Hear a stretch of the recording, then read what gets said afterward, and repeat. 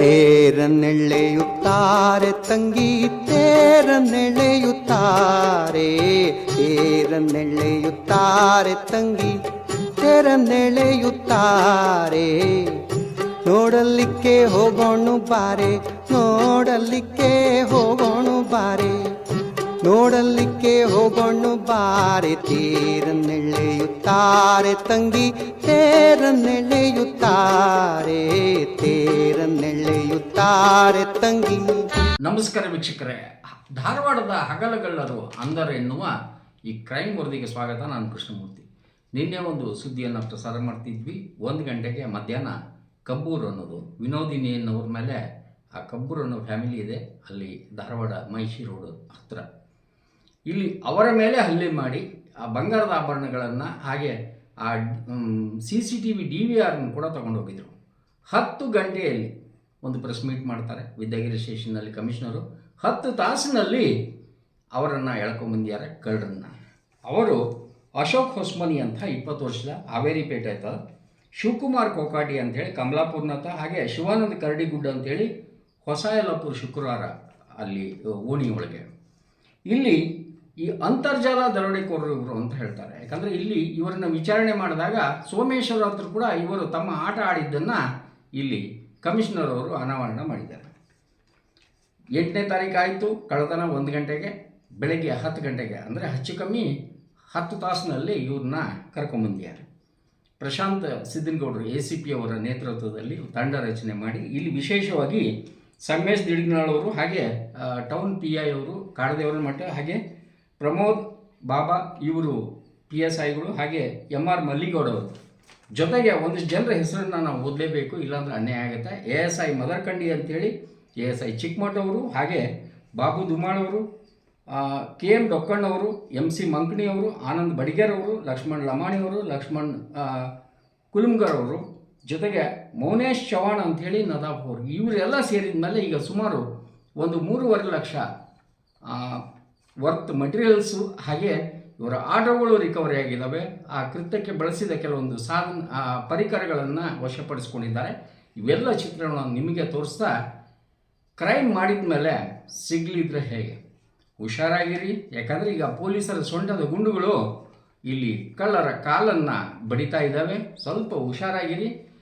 ದಿನ ಸಂಡೇ ಆಗಿರೋಂಗಿಲ್ಲ, ಇವತ್ತು ಸಂಡೇ ಆಗಿದೆ, ಸಿಕ್ಕಿದ್ದಾರೆ. ಈ ಚಿತ್ರಣವನ್ನು ನಿಮಗೆ ಗರುಡ ತೋರಿಸ್ತದೆ, ಬನ್ನಿ.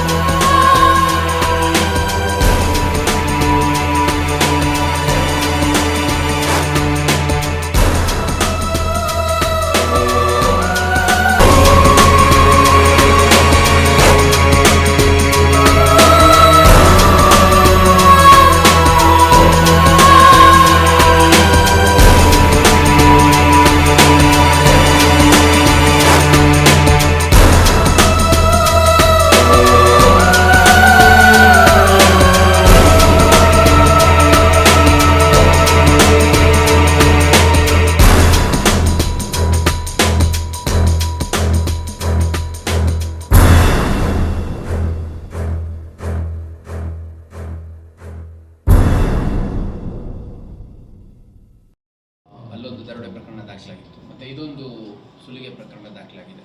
3 ಜನ ಆರೋಪಿಗಳೀಗ ಸಿಕ್ಕಿದ್ದಾರೆ. ಇನ್ನೂ ಇದರ ಜೊತೆಗೆ ಇವರ ಟೀಮಲ್ಲಿ ಅಥವಾ ಇದಕ್ಕೆ ಪ್ರತ್ಯಕ್ಷವಾಗಿ ಪರೋಕ್ಷವಾಗಿ ಯಾರಾದರೂ ಭಾಗಿಯಾಗಿದ್ದಾರೆ ಅನ್ನುವಂಥದ್ದು ಇನ್ನೂ ವಿಚಾರಣೆಗೆ ಒಳಪಡಿಸಬೇಕು.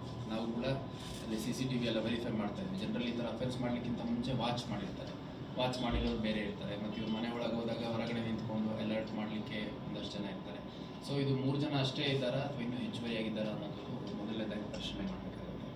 ಎರಡನೇದು ತಾವು ಹೇಳ್ದಂಗೆ ಧಾರವಾಡದಲ್ಲಿ ಅದು ಹಳೆಯ ಧಾರವಾಡ ಭಾಗ ಏನಿದೆ ಅಲ್ಲಿ ಹೆಚ್ಚು ಸೀನಿಯರ್ ಸಿಟಿಸನ್ಸ್, ನಮ್ಮ ಕ್ರೈಮ್ ಸಿಬ್ಬಂದಿ ಕೂಡ ಸಾಕಷ್ಟು ಅಪರಾಧಗಳು ಆಗುವಂಥದ್ದನ್ನು ತಡೆದಿದ್ದಾರೆ. ಈಗ ಪ್ರಿವೆಂಟ್ ಆಗಿರುವಂಥದ್ದು ಎಲ್ಲೋ ಗಮನಕ್ಕೆ ಬರಲ್ಲ, ಅಫೆನ್ಸ್ ಆದರೆ ಮಾತ್ರ ಗಮನಕ್ಕೆ ಬರುತ್ತೆ.